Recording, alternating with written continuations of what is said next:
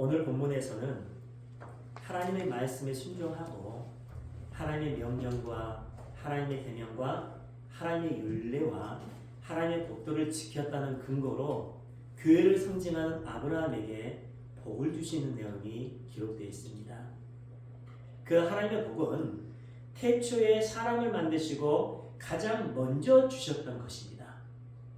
우리가 2025년도에는 그 하나님의 복을 누리는 우리 모두의 삶이 되길 주님의 이름으로 축원합니다. 창세기 1장 27에서 28절입니다. 하나님이 자기 형상 곧 하나님의 형상대로 사람을 창조하시되 남자와 여자를 창조하시고 하나님이 그들에게 복을 주시며 하나님이 그들에게 이르시되 생육하고 번성하여 땅에 충만하라. 땅을 정복하라. 바다의 물고기와 하늘의 새와 땅에 움직이는 모든 생물을 다스리라 하시니라.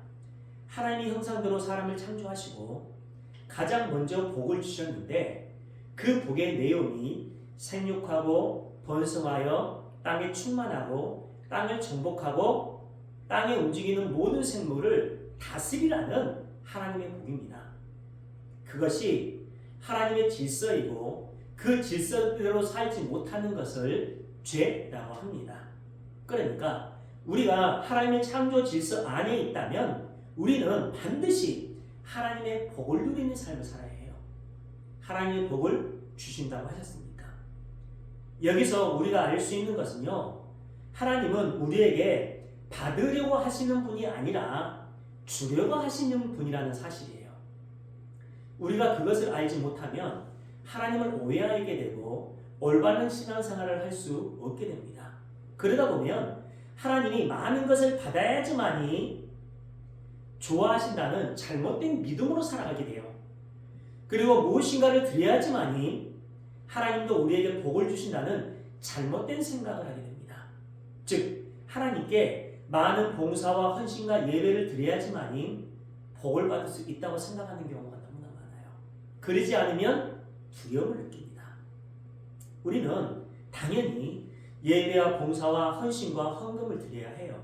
그러나 그런 모든 것이 무엇인가를 얻어내기 위한 목적이 아니라 하나님이 두려워서가 아니라 나를 선택해 주시고 나를 구원해 주시고 나를 사랑해 주시는 그 하나님의 은혜에 감사한 결과로 드리는 것이 예배요, 봉사요, 헌신이요, 헌금이 되어야 한다는 것이죠. 그것이 예배의 본질입니다.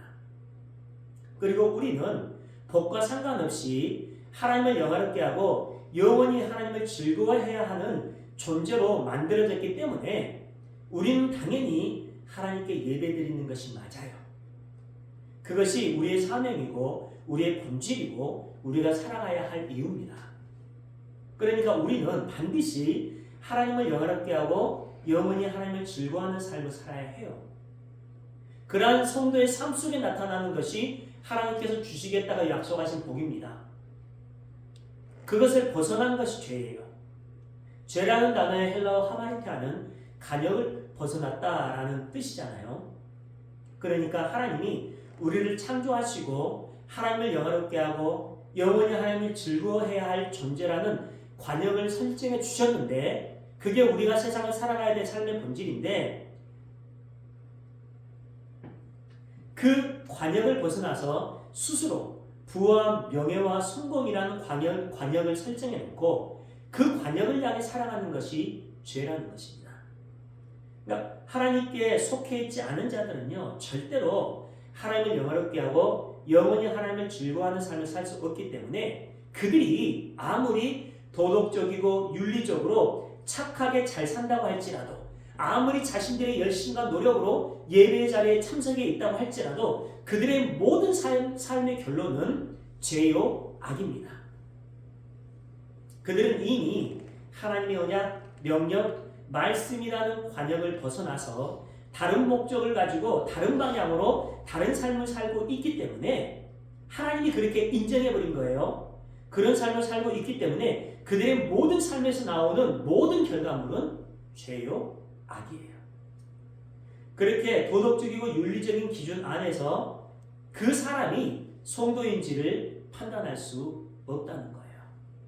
그러니까 하나님 나라로 옮겨진 성도는 세상적인 개념 안에서 세상 사람들보다 더 못 살 수도 있고 더 힘들게 살 수도 있어요. 세상적인 개념 안에서. 그러나 그들은 하나님 나라로 옮겨진 성도이기 때문에 그들이 하는 실수와 실패는 신앙의 성숙을 향해 나가는 훈련의 과정일 수도 있습니다. 그러니까 여러분, 우리의 삶 속에서 힘들고 어려운 고난과 고통이 잠시 주어졌다고 하더라도 그러한 것들로 우리의 신앙의 본질을 규정해서는 안 되는 거예요. 내가 하나님 앞에 잘못된 삶을 살고 있을까? 내가 무엇을 잘못했을까? 그쪽으로만 가지 말라는 거죠. 그게 율법주의자들이 했던 삶의 본질이었습니다. 그러니까 우리 삶 속에 그러한 일들이 나타나게 되면 하나님이 분명한 이러한 과정들을 통해서 나로 인해 이 과정을 통과하게 하심으로 인해서 나를 거룩으로 만들어 나가시는 하나님의 배려하심이 있구나. 그 하나님의 뜻이 무엇입니까로 가야 되겠죠. 물론 우리가 예수님을 바로 알면 결국에는 도덕적이고 윤리적인 삶이 우리의 삶 속에서 열매로 맺히게 되겠지만 그것만으로는 우리의 성도됨을 판단할 수 없다는 겁니다. 그런데 세상은 훌륭한 박애주의자로 살아가는 사람들을 모두 옳다고 생각을 해요. 세상적으로 보편적인 그런 삶, 평등에 관련된 그런 삶을 살아가는 사람들을 옳다고 여긴다는 것이죠. 그래서 그들은 자기의 지식과 윤리와 부와 명예로 예수님을 부인하면서 수많은 사람들이 예수님을 믿지 못하게 만들어버립니다. 봐라, 우리는 이만큼 가지고 있고 이만큼 공부했다. 결론은 예수는 신이 아니다. 이렇게 결론을 내려버려요. 진리는 절대로 변해서는 안 됩니다. 여러분. 시간의 흐름에 따라서 변하고 문화와 환경에 따라서 변하고 삶의 질에 따라서 변하는 것은 진리가 아니에요. 그런데 이단들은 그 진리와 상황에 따라 변합니다. 옛날에는 예수님이 구원의 본질이었는데 지금은 이만희를 통해 구원받을 수 있다는 것이 신천지잖아요. 이처럼 이단은요, 자기의 지식과 상식을 총동원시켜서 예수님을 하나님으로 믿지 못하도록 미혹하고 있어요. 성경에서 예수님은 하나님이라고 명확하게 밝히고 있는데 그 성경까지 믿지 못하게 만들어버립니다. 성경을 믿지 않은 자들을 불신자라고 하는데 불신자가 설교를 하고 있는 시대를 우리가 살아가고 있어요.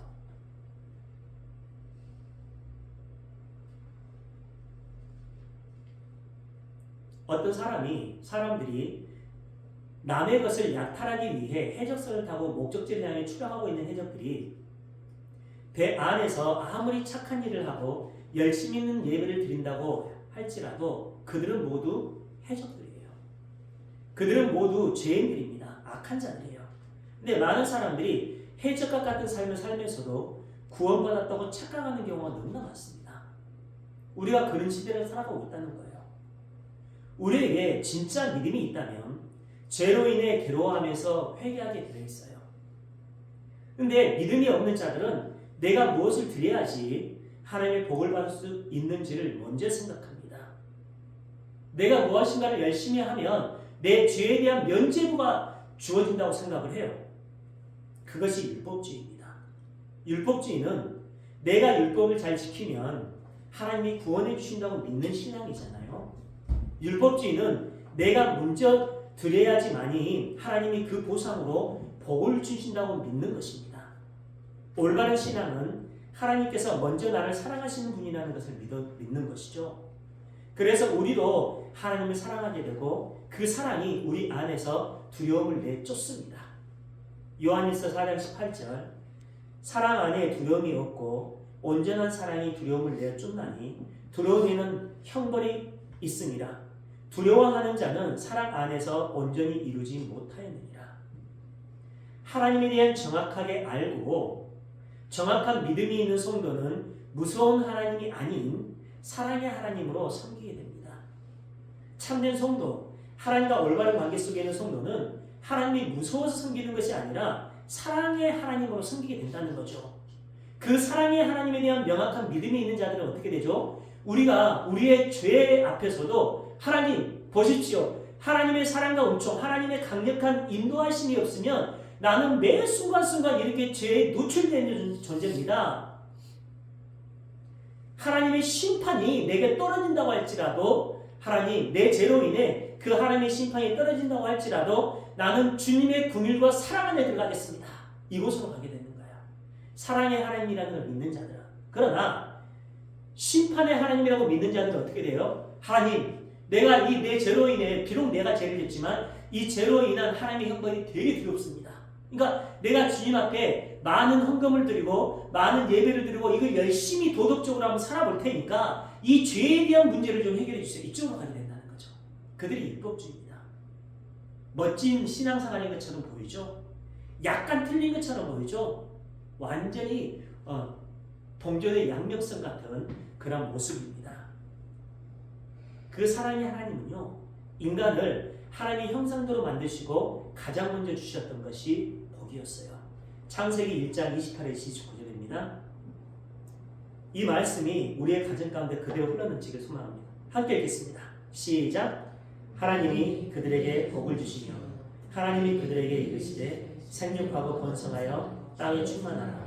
땅을 정복하라. 바다의 물고기와 하늘의 새와 땅에 움직이는 모든 생물을 다스리라 하십니다. 하나님이 이르시되 내가 온 지면에 씨 맺는 모든 채소와 씨 가진 열매 맺는 모든 나무를 너에게 주노니 먹을 거리가. 아멘. 여러분 하나님은요 전지전능하신 하나님이에요. 불변하신 하나님입니다. 그 하나님이 창세 전에 우리가 태어나기 훨씬 전에 이 말씀을 인류에게 하나님이 선택하신 백성들, 하나님이 형상대로 만든 백성들에게 이 말씀을 주셨다는 것은 오늘날에 우리가 하나님의 형상대로 창조되었다면 오늘날에 우리에게 주신 말씀하고 똑같은 거예요. 불변하신 하나님이기 때문에 시대의 흐름에 따라 변하지 않는다는 거잖아요. 하나님이 인간에게 주셨던 그 복은요, 세 가지의 복이라고 할 수 있어요. 먼저는 번성의 복으로 주십니다. 생육하고 번성하여 땅이 충만하라고 말씀하셨잖아요. 두 번째는 권세의 복을 주십니다. 땅을 정복하고 만물을 다스리라는 권세의 복을 주세요. 세 번째는 생존의 복을 주시죠. 모든 채소와 나무에서 열리는 열매를 먹을 거리로 주십니다.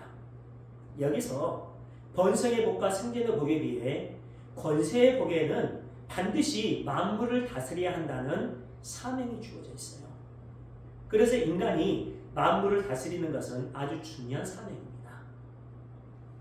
창세기 1장 26절 다시 한번 보겠습니다. 하나님이 이르시되 우리의 형상을 따라 우리의 모양대로 우리가 사람을 만들고 그들로 바다의 물고기와 하늘의 새와 가축과 온 땅과 땅에 기는 모든 것을 다스리게 하지 하시고, 여기서 다른 다스림의 권세를 누리지 못하고 있다는 것은요, 하나님의 형상과 모양대로, 즉 하나님의 목적대로 창조되지 못한 자들이 있다는 거예요.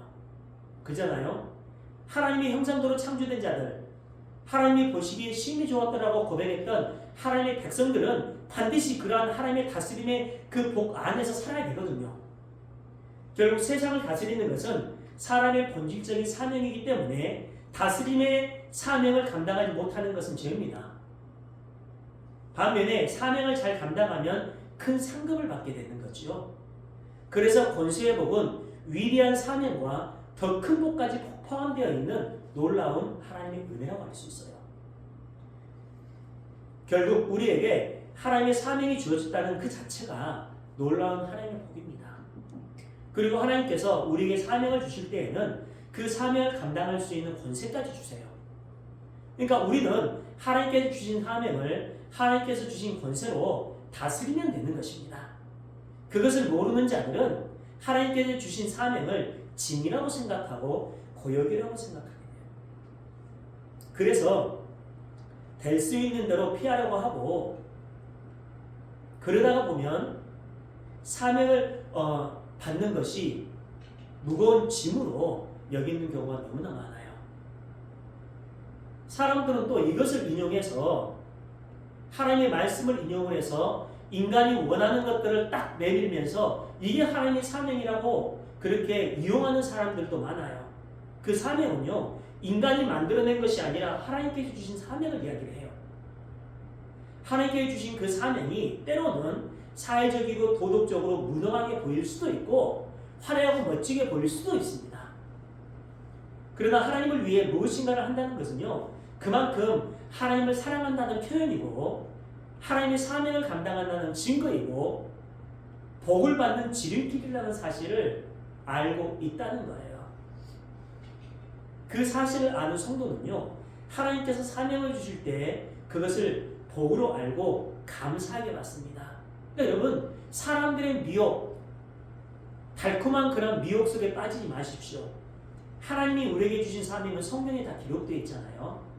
그래서 우리는 말씀을 통해서, 기도를 통해서, 예배를 통해서 하나님이 내게 주신 사명이 무엇인지 그것을 깊이 있게 묵상하면서 그 사명에 순종하는 삶을 살아가면 됩니다. 실수해도 괜찮아요. 실패해도 괜찮아요. 곁길로 빠져도 괜찮아요. 하나님은 말씀을 통해서 그러한 것들을 순간순간 바로잡아 줍니다. 그것을 다른 말로 성화의 삶이라고 하잖아요. 우리는 그렇게 하나님 나라로 거룩해져 가는 거예요. 그들을 하나님 나라의 백성이라고 합니다. 그 사실을 아는 성도는 하나님께서 사명을 주실 때 그것을 복으로 알고 감사하게 여겨요. 왜냐하면 하나님께서 그 일을 감당할 수 있는 권세를 주시고 거기에 따른 대가로 복을 주시기 때문입니다. 그래서 그 사명을 기쁨으로 받게 되고 하나님의 은혜와 능력 안에서 기쁨으로 감당하게 됩니다.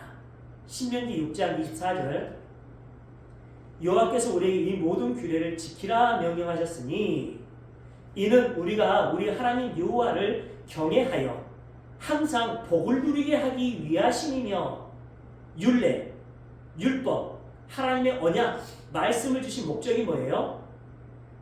복을 누리게 하기 위함이라고 얘기해요.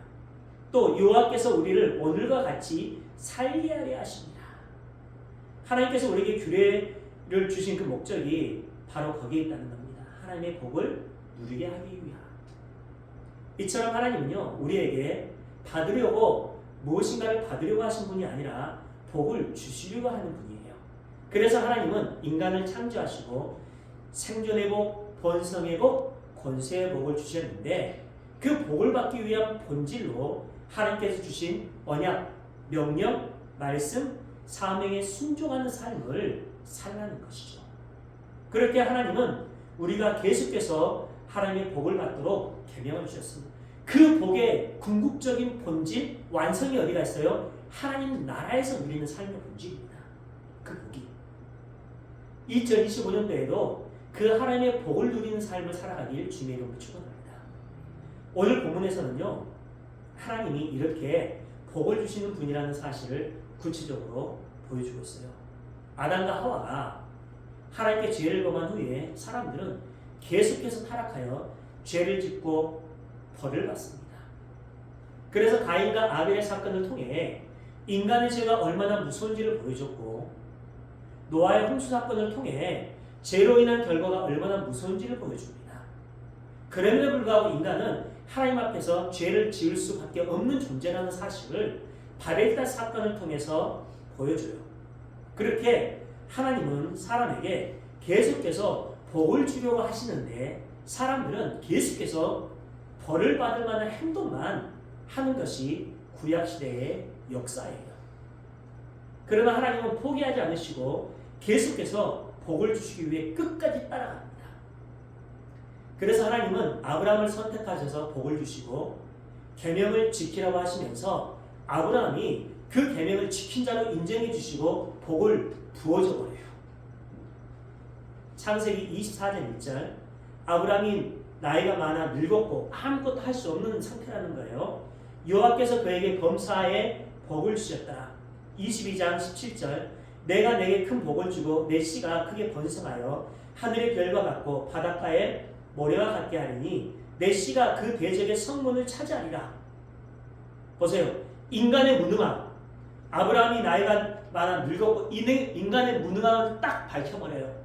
너의 힘과 능력으로는 아무것도 할 수 없어. 무엇인가를 받을 만한 존재가 아니야 하면서 하나님이 그를 선택했다는 이유 하나만으로 그에게 범사에 순간 그게 어쩌다 한 번씩 주는 게 아니라 아브라함이 무엇인가를 잘하면 주는 게 아니라 범사에 복을 내려줘 버립니다. 이게 우리를 향한 하나님 아버지의 사랑이에요. 이 하나님의 복이 여러분의 자녀들의 삶 속에 흘러넘치길 주님의 이름으로 축원해요. 창세기 12장 3절입니다. 너를 축복하는 자에게는 내가 복을 내리고 너를 저주하는 자에게는 내가 저주하리니 땅의 모든 족속이 너로 말미암아 복을 얻을 것이라 하시니라. 보세요. 너를 축복하는 자에게는 내가 복을 내릴게. 너를 저주하는 자에게는 내가 저주를 할게. 뭐예요? 마치 우리를 중심에 놓고 우리를 중심으로 하나님이 움직여주는 것처럼 보여요. 그렇죠? 그래서 어떤 누구라도 너희에게 축복을 하는 자를 내가 그들에게 너로 인해서 복을 내려줄게. 반면에 너를 저주하는 자들은 너를 통해서 내가 그를 저주해버릴게. 이렇게. 그러니까 우리가 하나님 앞에 얼마나 소중한 존재인지 그것을 명확하게 보여주겠습니다. 우리가 이런 존재입니다. 여러분. 하나님은 아브라함에게 그렇게 번성의 복을 주시고 권세와 사명의 복을 주시고 모든 족속이 아브라함을 통해서 아브라함으로 인해 복을 받는 은혜까지 누리게 하셔요. 아브라함 한 사람이 하나님의 계명을 잘 지킴으로 인해서 모든 족속이 복을 받게 되어 있습니다. 그래서 그랄 왕이라든지 그렇게 잘못한 것이 없음에도 불구하고 아브라함에게 해를 끼쳤던 그 사건을 통해서 하나님이 그랄 왕에게 나타나서 나 너 죽여버릴 거야 라고 해요. 그래서 하나님 내가 뭘 잘못했습니까 하니까 내 사랑하는 아브라함이야. 그래서 너로 인해 죄를 범하지 않게 하기 위해서 내가 너에게 나타나서 그런 협박을 한 거야. 빨리 돌아서 라고 말씀을 하시는 거죠. 그렇게 하나님께서 주신 번성의 복으로 아브라함은 이삭을 낳습니다. 그리고 이삭도 하나님의 복을 받아요. 당시 큰 흉년이 들자 이삭은 브엘라 헤로이로 살다가 거기서 그랄로 옮겨갑니다. 근데 두 분 모두 큰 흉년이 있는 가나안 땅에 있는 지역이었어요. 그래서 이삭은 그랄에서 또다시 애굽으로 가려고 했는데 하나님께서 어느 날 나타나서 너 애굽으로 가지 말고 내가 너에게 지시하는 땅에 머물러 있어 라고 명령을 해요. 그러면 너 내 말대로 순종하면 머물러 있으면 내가 너에게 복을 줄게 라고 얘기를 하십니다. 본문 3에서 4절 이 땅에 거류하면 내가 너와 함께 있어 내게 복을 주고 내가 이 모든 땅을 너와 내 자손에게 주리라. 내가 내 아버지 아브라함에게 맹세한 것을 이루어 내 자손을 하늘의 별과 같이 번성하게 하며 이 모든 땅을 내 자손에게 주리니 내 자손으로 말미암아 천하 만민이 복을 받으리라. 우리 자녀들이 우리의 믿음을 통해 하나님이 우리에게 부어주시겠다고 약속했던 그 하나님의 약속을 통해서 이런 상상할 수 없는 은혜와 복을 누리며 살아가기 소망합니다. 하나님은 이삭에게 땅을 복으로 주시겠다고 약속하시고 자손과 천하 만민이 복을 받으리라고 하십니다. 여기서 하나님이 지시하셨던 땅은 아브라함에게 약속하셨던 가나안 땅을 말해요. 그래서 이삭은 가나안 땅인 그랄에 오랫동안 머물게 되고 하나님의 굉장한 복을 받게 됩니다. 창세기 26장 12에서 13절 이삭이 그 땅에서 농사하여 그 해에 100배나 얻었고 여호와께서 복을 주심으로 그 사람이 창대하고 왕성하여 마침내 거부가 돼요. 이렇게 상상할 수 없는 하나님의 복을 누립니다. 이 복은요 이삭이 처음으로 받은 복이 아니지요. 이삭은 아브라함의 후사로 태어나는 복으로 시작해서 번성의 복과 위대한 사명의 복을 약속받았습니다. 그 모든 것은 이삭의 공로 때문이 아니라 이삭이 태어나기도 전에 하나님의 은혜로 주어진 복이에요. 하나님의 은혜로. 하나님이 먼저 복을 주신 것이고 이삭의 순종이 있었고 하나님이 그렇게 순종하도록 만들어버리거든요. 그리고 그랄 지방에서 그렇게 놀라운 복을 받게 된 것입니다. 이 모든 것의 핵심이 하나님이 계신 거죠. 이삭이 그런 복을 받을 수 있었던 이유는 그 땅에 있으라는 하나님의 말씀에 순종했기 때문이에요. 그러니까 우리가 이런 하나님이 약속했던 약속을 우리가 누리며 살 수 있는 근본적인 본질이 뭐예요? 하나님의 말씀 앞에 순종하는 삶입니다. 그러니까 우리 신앙생활의 본질은 그 말씀이 무엇인지를 우리가 명확하게 알고 그 말씀 앞에 순종하는 삶의 본질이 무엇인지를 알아서 그대로 순종하는 삶을 살게 되는 게 신앙생활이라고 하는 겁니다. 그게 빠지면 안 돼요.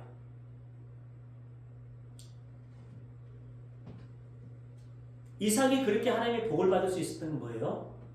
하나님 말씀에 순종했기 때문이잖아요. 그러니까 하나님이 이삭에게 그 땅에 있으라고 하신 이유는 복을 주기 위함의 본질이었습니다. 그 복은 하나님이 아브라함에게 일찍이부터 약속을 주신 복이거든요. 그러니까 하나님은 당신이 내뱉은 말씀을 중심으로 이 세상을 운영해 가십니다. 그러니까 우리가 신앙생활을 통해서 깊이 있게 점검해야 될 것은 하나님이 내게 어떤 말씀을 주셨는지. 그렇죠? 왜요? 하나님은 당신이 하셨던 말씀을 중심으로 운영을 해가거든요.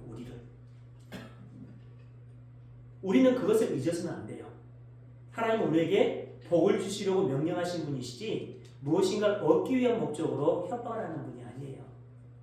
갈라디아서 3장 29절 너희가 그리스도의 것이면 곧 아브라함의 자손이요. 유니온 크라이스트, 그리스도와 연합이 생각이 나죠. 너희가 그리스도의 것이면 곧 아브라함의 자손이요. 약속대로 유업을 이을 자니라. 무슨 약속? 아브라함에게 주셨던 약속. 그러셨죠? 그러니까 우리는 그 유업을 이을 만한 자격이 충분한 자들입니다. 예수님께 속해서 예수님이 믿는 사람들은 아브라함의 자손이고 아브라함에게 해주셨던 그 약속, 그 유업을 받을 만한 자격이 주어졌다는 거예요. 그러니까 그것은요, 인간의 힘과 능력, 인간의 열심과 노력으로 되는 것이 아니라 오직 예수님의 은혜로 가능하다는 것입니다. 그렇게 하나님은 우리에게 더 큰 복을 주시기 위해 계명을 주셨어요. 그 계명은 율법이고 그 율법의 완성은 사랑입니다. 그러니까 그 율법은 성도인 우리가 반드시 지켜야 하는 사랑의 본질이에요.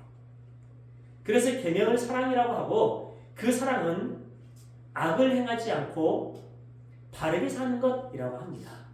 로마서 13장 10절 같이 읽어볼까요? 시작. 사랑은 이웃에게 악을 행하지 아니하나니 그러므로 사랑은 율법의 완성이니라. 이 계명에 따라 순종했을 때 이삭처럼 놀라운 복을 받게 됩니다. 하나님의 백성인 우리는 하나님께서 주신 믿음으로 하나님을 사랑하면서 그 사랑으로 이웃을 사랑하면서 섬긴 자로 인정을 해주세요. 하나님이. 그리고 그 사랑의 결과로 하나님의 놀라운 복을 누리게 하십니다. 아브라함은 하나님을 굳게 믿고 하나님의 뜻대로 살면서 하나님을 섬겼어요. 그런 순종의 삶을 살면 그 살면서 때로는 롯에게 땅을 양보하기도 하고 나그네를 급진히 대접하기도 합니다. 그 결과 상상할 수 없는 땅에 대한 복을 받게 돼요. 자손에 대한 복을 받게 됩니다. 이삭도 마찬가지였어요. 본문 4에서 5절 내 자손을 하늘의 별과 같이 번성하게 하며 이 모든 땅을 내 자손에게 주리니 내 자손으로 말미암아 천하 만민의 복을 받으리라. 이는 아브라함이 내 말을 순종하고 내 명령과 내 계명과 내 율례와 내 법도를 지켰으니라 하시니라. 이삭도 하나님을 향한 믿음으로 하나님의 뜻대로 살았어요. 그런 순종의 삶을 살면서 자기의 생각과 뜻을 버리고 하나님의 생각과 뜻에 맞추어 하나님을 사랑하고 이웃을 사랑하며 양보하는 삶을 살았습니다. 그 결과 거부가 되었어요. 이삭이 얼마나 큰 부자가 됐는지 블레셋 사람들이 이삭을 시기하면서 떠나라고 할 정도였어요. 그래서 이삭은 그랄 골짜기로 갑니다. 거기서 생존을 해야 되기 때문에 우물을 파요. 근데 하나님이 복을 부어줘버려요. 그래서 이삭이 팠던 그곳에 물이 나오게 합니다. 그런데 그랄의 목자들이 와서 그 물을 뺏으려고 합니다. 이삭은 그 귀한 물을 그냥 줘버려요. 그리고 다른 곳으로 가서 또 물을 팝니다. 근데 그곳에서 또 하나님의 은혜로 물이 나와요. 그런데 그랄 목자들이 또 쫓아와서 뺏으려고 해요. 그런데 또 그냥 물을 줘버립니다. 그리고 또 다른 곳으로 가서 또 물을 파요. 근데 거기서 또 물이 나와요. 그것은 이삭이 물의 근원을 명확하게 알고 찾아가서 물을 팠던 것이 아니라 이삭이 어디든지 가서 파면 하나님께서 물의 근원을 옮기면서까지 물이 나올 수 있도록 복을 내려줘 버린 거예요. 사막에서 물을 얻는 것은 생명을 얻는 것과 같은 것입니다. 그렇기 때문에 하나님의 특별한 은혜요, 복이에요. 어디서든지 물이 나온다는 것은. 그렇게 이삭은요, 가는 곳마다 생명의 원천인 물을 얻을 수 있는 특별한 은혜와 특별한 복을 누립니다. 우리의 삶이 그런 삶이었으면 좋겠어요. 우리의 자녀들의 인생이 그러한 삶이었으면 좋겠습니다. 환경과 상황이 그게 아니라고 할지라도 하나님의 은혜와 하나님의 복이 있는 그 우리의 자녀들이 가는 곳마다 이런 물이 나오는 그런 역사가 일어나길 소망합니다. 근데 문제는요, 그 생명의 원천인 물을 계속 빼앗기는 삶을 살았다는 거예요, 이삭이. 그렇게 계속해서 빼앗기는 삶을 살고 있었던 이삭에게 하나님이 이런 약속을 해주십니다. 창세기 26장 24절. 그 밤에 여호와께서 그에게 나타나 이르시되 나는 내 아버지 아브라함의 하나님이니 두려워하지 말라. 내 종 아브라함을 위하여 내가 너와 함께 있어 내게 복을 주어 내 자손이 번성하게 하리라 하신지라. 너가 빼앗기는 삶을 산다고 할지라도 내가 너에게 부어준 복은 끊이지 않는 복이야. 계속 채워지는 복이야. 걱정하지 마. 이 약속을 해주시는 거예요. 이삭은 하나님의 뜻에 순종하여 계속해서 이웃을 사랑하면서 빼앗기는 삶을 살았는데 하나님은 그런 이삭을 사랑해서 이삭과 그 자손들에게 풍성한 복을 막 부어줘 버립니다. 그것이 하나님의 복을 받는 원리예요.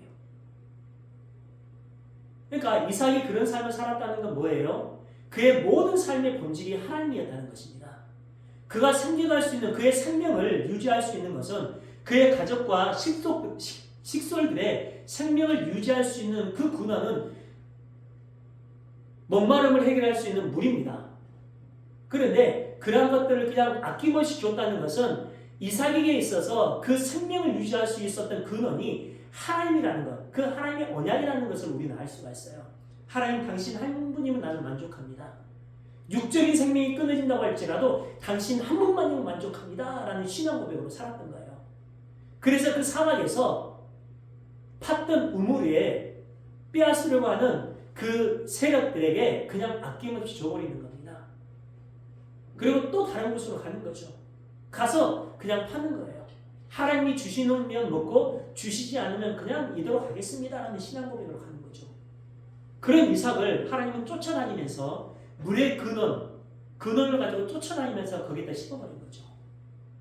하나님의 백성들을 향한 하나님의 사랑이 이런 것이라는 거예요. 하나님의 때에 의해서 하나님의 계획하심에 의해서 하나님이 그렇게 이끌어 나가신다는 것입니다. 그러기에 사랑하는 자들아, 너희들은 나를 사랑하고 그 사랑의 본질로 내가 너에게 명령한 것을 명확하게 알아서 그 말씀대로 따라 순종하는 삶을 살면 얼마나 좋겠니? 라고 말씀을 하세요.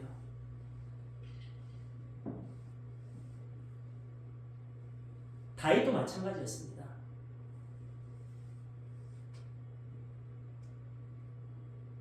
다윗은요, 왕으로 기름 부음을 받았어요. 그렇지만 사울의 왕권을 뺏으려 하지 않습니다. 반면에 사울은 왕권으로 기름을 받았어요. 그런데 하나님이 기름 부었던 다윗을 죽이려고 해요. 하나님의 말씀에 불순종입니다. 그러나 다윗은 반대했어요. 철저하게 사울을 사랑하면서 사울의 왕권을 존중해 줍니다. 그 결과 하나님께서 직접 나서서 사울의 왕권을 빼앗아다가 다윗에게 줘버리죠. 하나님께서 움직이시면요, 어느 누구도 빼앗을 수 없습니다. 다윗은 하나님의 뜻에 순종해서 이웃을 사랑하고 이웃의 그 권세와 명예를 존중하면서 빼앗기는 삶을 살았어요. 그 결과 하나님께서 직접 명예와 권세를 부어줘 버립니다. 근데 이웃의 명예와 권세를 빼앗으려고 했던 사울은 하나님으로부터 그 모든 것을 빼앗기게 됩니다. 사람들이 아무리 복을 받기 위해 욕심을 부려도 하나님의 주권인 복은요, 그들 마음대로 할 수 있는 것이 아니에요. 하나님께서 주셔야지만이 가능한 겁니다. 이 복 받는 비결을 우리가 명확하게 안다면 우리 인생의 궁극적인 본질, 우리의 삶을 이끌어 나가는 그 근원이 무엇인지를 우리는 알게 됩니다. 그리고 우리의 그 매 순간순간의 삶 속에 우리의 그 결정을 어디다 던지는지를 우리는 명확하게 알게 되는 거죠. 우리는 하나님의 자녀이고 하나님의 보호 속에 살아가고 있습니다. 그렇기 때문에 우리는 하나님의 복을 받을 만한 자격이 충분히 주어진 성도예요. 그러기에 우리가 하나님의 계명에 순종하면, 하나님의 말씀 앞에 순종하면 풍성한 하나님의 복을 누리게 됩니다. 우리가 그 하나님의 복을 누리는 2025년도를 살았으면 좋겠어요. 그러기 위해서 그 복을 주시는 하나님의 본질적인 언약 앞에 순종하는 삶을 살았으면 좋겠습니다. 그 삶을 통해서 아브라함과 이삭에게 주셨던 그 하나님의 놀라운 복과 은혜를 누리는 우리와 우리의 자녀들의 모든 삶이길 주님의 이름으로 축원합니다. 기도드리겠습니다.